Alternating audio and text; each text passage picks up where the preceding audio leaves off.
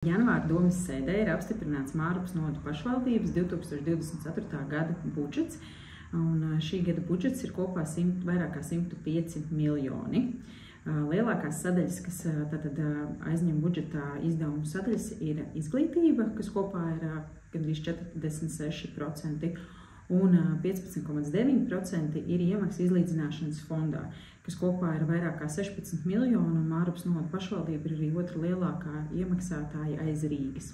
Ielu un ceļu uzturēšanai un būvēšanai kopā no pašvaldības budžeta ir izdevumu sadaļā paredzēti kopā 11%, kas sastāda vairāk kā 11 miljonus. Tātad no šiem 11 miljoniem 3 miljoni aptuveni ir paredzēti ielu un ceļu uzturēšanai. Ar to saprotot arī vienkārtu un divkārtu virsmu nomaiņu ceļa seguma, un savukārt vairāk kā 8 miljoni paredzēti mobilitātei un pieejamībai. Jāsaka, ka šajā sadaļā iet iekšā arī apgaismojums un šādas lietas, bet pamatā lielākā daļa aiziet tieši ielu un ceļu projektēšanai un būvniecībai.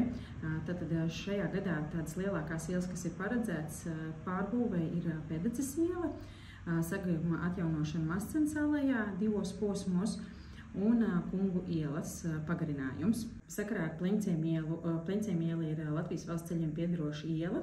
Šobrīd tādā sarunu ceļā ir panākts, kad piekrišana, kad šo ielu Latvijas valsts ceļi ir gatavi nodot pašvaldībai.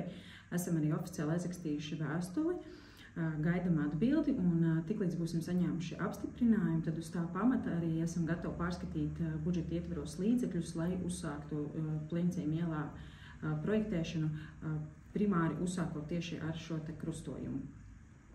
Par mobilitāti un velo tad ir izstrādāts projekts reģionālā mēroga velo infrastruktūras izveidei. Tad ir paredzēts no Rīgas pilsētas robežas veloceliņa izbūve līdz Mārupei un Jaunmārupei vienā posmā, un otrs ir no Babītes līdz Piņķu ūdenskrātuvei.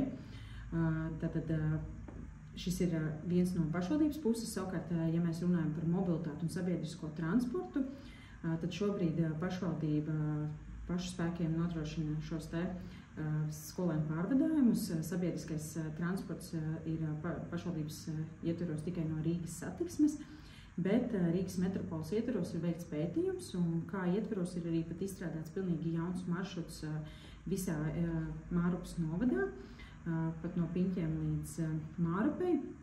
Tieši Mārupas gadījumā sabiedriskais transports ir jāskatās tādas metropoles visas Pierīgas kontekstā.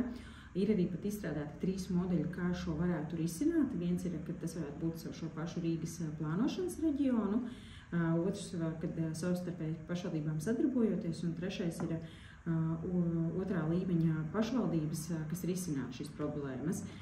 Ja mēs skatāmies un raugamies uz sabiedriskā maršruta izveidi Mārupas novadā, tad tas noteikti jāskatās kopsakarībā ar skolēnu pārvadājumiem, lai tie nebūtu atrauti, un mēs varētu veidot tādu vienotu, kur tas būtu pieejams arī visiem pārējiem novada iedzīvotājiem.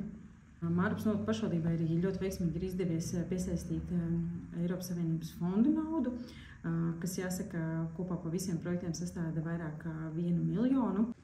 Tāpat Mārupas novada pašvaldībai tiek gatavot jauni projekti Eiropas Savienības finansējuma saņemšanai, kas ir saistīti gan ar izglītību, gan ar infrastruktūru. Tāpēc Mārupas novada pašvaldība domā par novada attīstību tās visā teritorijā.